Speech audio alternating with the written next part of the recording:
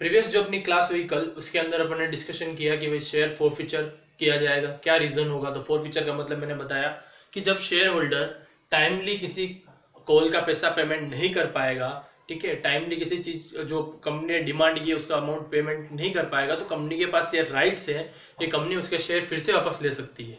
ठीक है, फिर से वापस लेने का मतलब ये है कि छीन सकती है उससे, हिंदी में सीधी सी भाषा में आपसे अगर बात करूँ तो। ठीक है, तो फोरफिटेड का मतलब अपन ने क्या बताया कि किसी शेयर होल्डर ने किसी भी कॉल, सपोज अलॉटमेंट का पैसा जमा नहीं कराया, फर्स्ट कॉल का नहीं कराया, सेकंड कॉल का नहीं कराया, तो जब भी पैसा जमा नहीं कराएगा कंपनी के पास राइट्स हैं कि कंपनी उसके शेयर फिर से ले सकती है।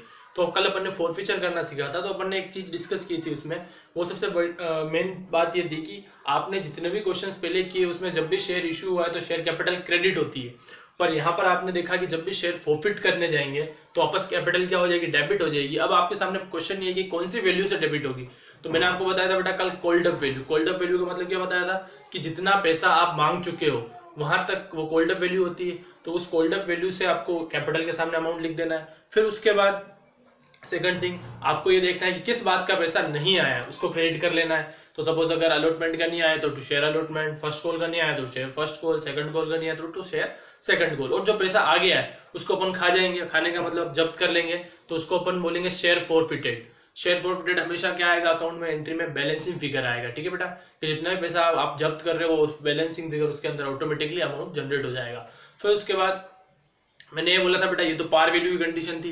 प्रीमियम की कंडीशन हो तो प्रीमियम में मैंने आपको क्या कॉन्सेप्ट दिया कि अगर आपका शेयर प्रीमियम पे इशू हुआ है और जब आप उसको फोरफिटेड कर रहे हो तो आपको फर्स्ट ये चेक करना है कि क्या उस पर प्रीमियम पे हो चुका है क्या। अगर प्रीमियम पे हो चुका है तो अभी जो एंट्री बताई थी वैसे ही चलेगी, पर अगर प्रीमियम पे नहीं हुआ है तो आपको उस एंट्री में सिक्योरिटी प्रीमियम को फिर से डेबिट करना है, एसपीआर को।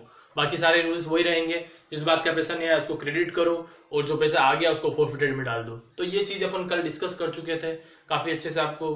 हाँ बेटा,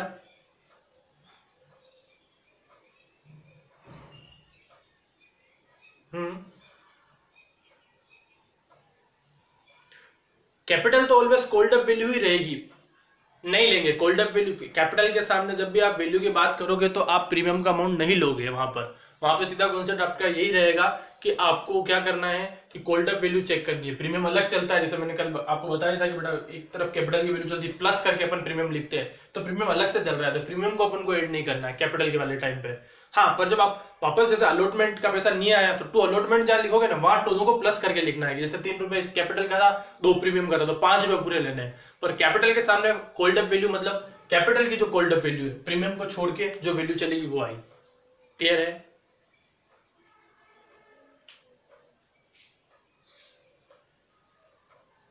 ठीक है बेटा,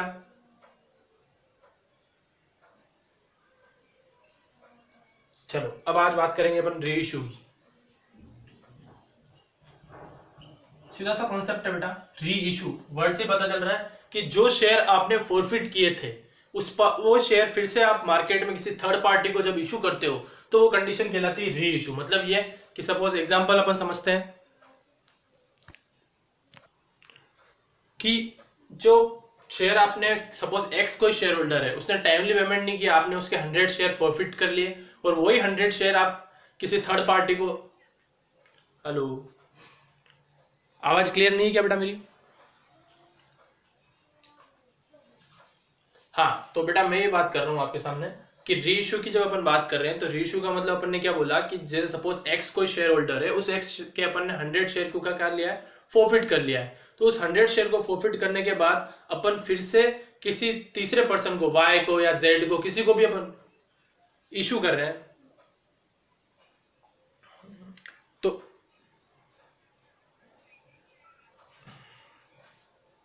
जो एक्स कोई शेयर होल्डर है उसके 100 शेयर आपने फोरफिट किए और उस 100 शेयर को फोरफिट करके आपने वाई को फिर से रीइश्यू कर दिया। रीइश्यू करने का मतलब ये कि फिर से वो जो पहले से इशू किए गए शेयर जब फोरफिट करके फिर से इशू किए जाते हैं तो उसको अपन रीइश्यू बोलते हैं। ठीक है बेटा, अब रीइश्यूज पे एंट्रीज कैसे बनेगी उसके बारे में बात करेंगे। तो रीइश्यू का सीधा कनेक्शन फोरफिचर से है, जो शेयर फोरफिट हुए हैं उन्हीं को अपन को रीइश्यू करना होता है। ठीक है, तो उस कंडीशन में अपन कैसे क्वेश्चन को फ्रेम करेंगे और कैसे आपको एंट्रीज देनी उसके बारे में बात करते हैं। सपोज अपन ने एग्जाम्पल लिया यहाँ पर बेटा कि एक्स कोई शेयर होल्डर है, उसको 100 शेयर आपने अलॉट किए थे। ठीक है, कितने शेयर? 100 शेयर अलॉट किए थे। अब उस शेयर पे आपने क्या बोला कि एप्लीकेशन पे आपको चाहिएगा उससे 20 रुपीज फर्स्ट, ठीक है। अलॉटमेंट पे आपको चाहिएगा उससे 30 रुपीज, फर्स्ट कॉल पे आपको चाहिए उससे 20 वापस, और सेकंड कॉल पे फिर से चाहिए आपको, बेटा माइक ऑफ कर लो आपके 30, तो 100 रुपीज का आपका हो गया शेयर, ठीक है बेटा। अब कंडीशन ये है कि अपन फॉरफिटेड क्यों करते हैं इसके शेयर, तो उसका रीजन होता है कुछ ना कुछ कि भाई उसने कुछ अमाउंट पे नहीं किया हो तो उस वजह से हो सकता है। तो अपन जैसे यहाँ पे देखते हैं, सपोज इसी शेयर होल्डर की बात करते हैं, तो उसने एप्लीकेशन का पैसा दे दिया, अलॉटमेंट का दे दिया, पर फर्स्ट कॉल नहीं पे कर पाया और उसके शेयर फॉरफिट कर लिए। फर्स्ट कॉल नहीं पे कर पाया और उसी के जस्ट बाद मतलब सेकंड कॉल उस शेयर होल्डर से की नहीं गई है। क्या किया, फर्स्ट कॉल जैसे उससे की 20 रुपए नहीं दिए, कंपनी ने थोड़े टाइम 10-15 दिन वेट किया और उसके शेयर फिर से फॉरफिट कर लिए। तो अपन यहाँ पे जब एंट्री बनाने जाएंगे बेटा, तो अपन ने कल डिसाइड किया था कि जब भी शेयर फॉरफिट होगा तो आपका शेयर कैपिटल डेबिट होगा, है ना। तो शेयर कैपिटल आपको डेबिट करना है बेटा यहाँ पर कौन सी वैल्यू से, तो अपन ने बोला था cold up value. Cold up value का मतलब क्या बताता है, जितना पैसा कंपनी मांग चुकी है। तो कंपनी ने एप्लीकेशन के भी मांग लिए, अलॉटमेंट के भी मांग। बेटा किसका ऑन है माइक, किसका ऑन है, म्यूट करो बेटा, सभी म्यूट कर लो। अगर आपको कोई क्वेश्चन होगा तब आप उसको अनम्यूट करके पूछ सकते हो, अभी आप सभी म्यूट कर लो, डिस्टर्बेंस होता है बेटा। तो यहाँ पे अपन क्या बात कर रहे हैं कि कॉल अप वैल्यू चेक करनी है अपने को। तो अपन ने फर्स्ट कॉल तक पैसा मांगा इस शेयर होल्डर से एक्स से, और सेकंड कॉल तो अपन ने की भी नहीं और उसके शेयर फॉरफिट कर दिए। कॉल अप वैल्यू कितनी हो गई, 20 + 30 + 20 यानी 80। मतलब जहां तक कंपनी ने पैसा शेयर होल्डर से मांग लिया वो वैल्यू कहलाती है कोल्ड अप वैल्यू। तो जब भी शेयर कैपिटल डेबिट होगी ऑलवेज कोल्ड अप वैल्यू से होगी। तो 20 + 30 + 20 यानी 80। तो आपको यहाँ पे लेना है बेटा कितना, 80 इंटू नंबर ऑफ शेयर, आपके कितने शेयर फॉरफिट कर रहे हो 100, तो अमाउंट आएगा इसके अंदर 8000 यहाँ तक, ठीक है। तो 100 शेयर इंटू 80 रुपीज एक शेयर पे अपनी कोल्ड अप वैल्यू है, तो टोटल 100 शेयर पे हो गई 8000, ठीक है। तो शेयर कैपिटल डेबिट हो गया आपका 8000 से, क्यों, क्योंकि शेयर फॉरफिट कर रहे हैं। अब अपन ने क्या डिसाइड किया बेटा, जिस बात का पैसा नहीं है उसको क्रेडिट करो। तो यहाँ पे उसने एप्लीकेशन का पैसा दे दिया और अलॉटमेंट का पैसा भी दे दिया, पर किस बात का नहीं दिया, फर्स्ट कॉल का। तो आपको यहाँ पे लिखना है टू शेयर फर्स्ट कॉल। अब शेयर फर्स्ट कॉल में अमाउंट कितना लेंगे वापस, तो फर्स्ट कॉल में कितना चाहिए था 20, तो 20 इंटू नंबर ऑफ शेयर 100, तो यानी 2000 रुपीज उसका नहीं आया। फिर अपन ने क्या बोला बेटा, सेकंड कॉल तो उससे की नहीं, अगर की होती तो अपन उसको भी क्रेडिट लिखते कि उसका पैसा नहीं दिया होगा, पर सेकंड कॉल तो की नहीं, फर्स्ट कॉल के बाद उसके शेयर फॉरफिट कर लिए, तो खाली फर्स्ट कॉल का पैसा नहीं दिया मतलब उसने।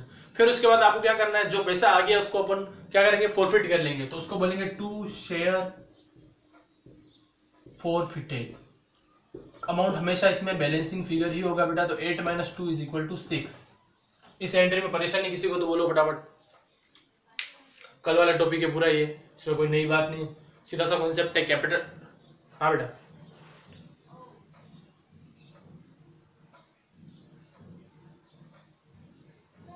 कोल्ड अप वैल्यू का मतलब बेटा ये होता है कि शेयर होल्डर से कहां तक पैसा मांग चुकी है कंपनी।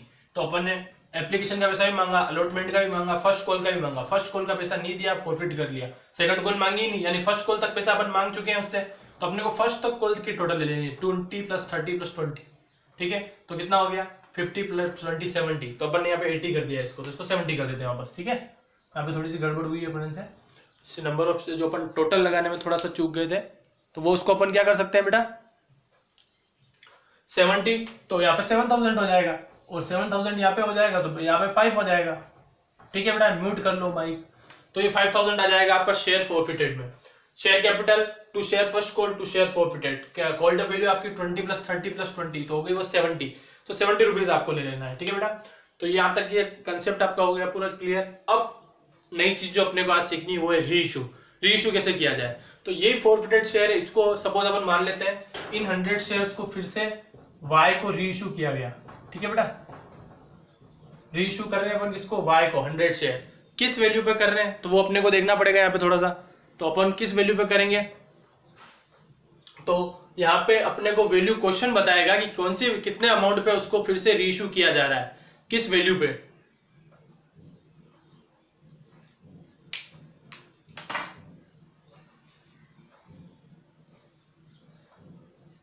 क्लियर नहीं हो रहा है वॉइस,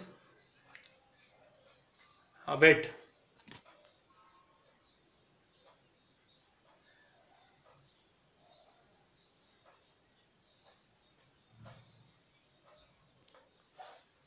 तो यहाँ पर अपन फॉरफिट कर चुके हैं। अब वो शेयर 100 शेयर अपन Y को रीइश्यू कर रहे हैं। तो y को जो अपन शेयर रीइश्यू कर रहे हैं उसमें कंडीशन बहुत इजी है आपके सामने, कि वो क्वेश्चन आपको बताएगा कितने अमाउंट पे रीइश्यू किया जा रहा है। अगर वो बोलता है बेटा फिर से उसको 80 रुपीज पे रीइश्यू किया जाता है, ठीक है, तो 80 रुपीज पे रीइश्यू कर रहे हैं, तो जब भी रीइश्यू करेंगे तो बैंक अकाउंट आपका डेबिट रहेगा, पैसा आएगा, इसलिए आप कितने रुपए पे फिर से रीइश्यू कर रहे हो, 80 रुपीज पे ही, और नंबर ऑफ शेयर कितने 100, तो 8000 रुपीज बैंक में आएगा।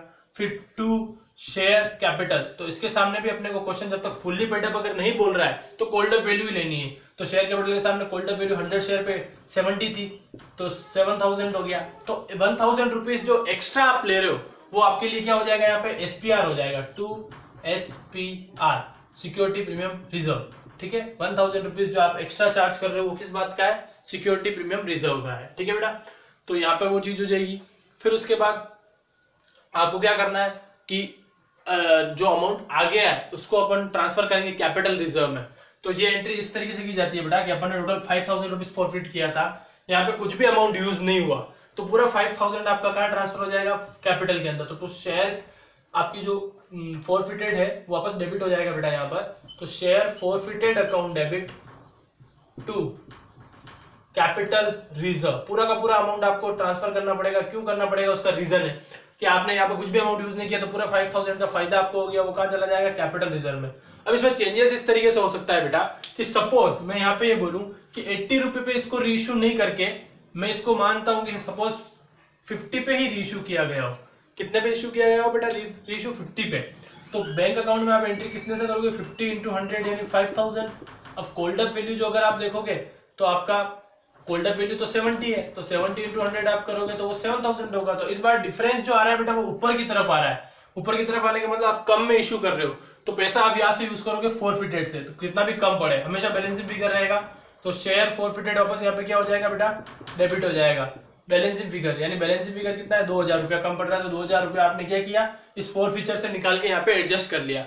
अब लास्ट एंट्री जब आप कैपिटल रिजर्व वाली बनाओगे बेटा, उसमें कॉन्सेप्ट सीधा सा चलेगा, 5000 - 2 आपने यूज कर लिए, तो कैपिटल रिजर्व में 3000 ही ट्रांसफर होगा। तो नेक्स्ट एंट्री जो आपकी बनेगी वो बनेगी बेटा share forfeited account debit to capital reserve.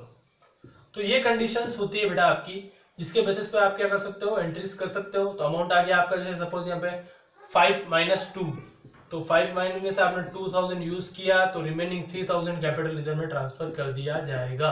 ये कंडीशंस होती है बेटा। ऐसा कब करना होता है कि जब जितने शेयर फॉरफिटेड किए उतने फिर से रीइश्यू कर दिए सारे के सारे, तो इसी तरीके से आपको एंट्रीज करनी रहेगी। और उसके बाद दूसरी चीज ये होती है, कभी आपने जो फॉरफिट किए उससे कम रीइश्यू किए हो, ठीक है, जैसे 100 फॉरफिट किए उसमें 70 शेयर ही आपने रीइश्यू किए, या 50 किए या 40 किए, तो रिमेनिंग जो बच जाएगा तो वहां पे फॉर्मूला यूज होगा, जो मैं आपको नेक्स्ट क्लास में बताऊंगा कि कैसे आपको उस फॉर्मूले को यूज करके एंट्री करनी होती है। और उससे पहले अगर जितने शेयर आप फॉरफिटेड कर रहे हो उतने सारे रीइश्यू अगर हो रहे हैं तो एंट्री इसी सीक्वेंस में चलेगी बेटा। फर्स्ट आपको फॉरफिट करने की एंट्री करनी है, फिर उसको आपको रीइश्यू की एंट्री, और लास्ट में आपको अगर पैसा बचता है तो कैपिटल रिजर्व में ट्रांसफर करना रहेगा, ठीक है बेटा। तो आपको इस पे सारी क्वेश्चंस पे प्रैक्टिस करनी है। कोई डाउट अगर रहता है तो नेक्स्ट क्लास में अपन उसको कंटिन्यू करेंगे, और फॉर्मूला वाला जो आपका कॉन्सेप्ट है वो मैं आपको नेक्स्ट क्लास में बताऊंगा। Thank you.